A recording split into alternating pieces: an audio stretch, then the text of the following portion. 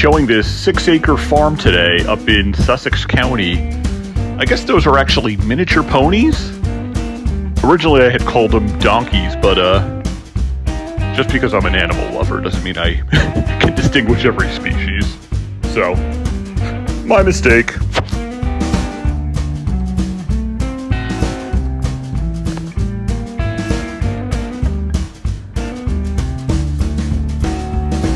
A lot of acreage and open space out here. If you've ever thought about purchasing a farm, that's something I can help you with too. So don't hesitate to call or text me. Hope you all have a great day.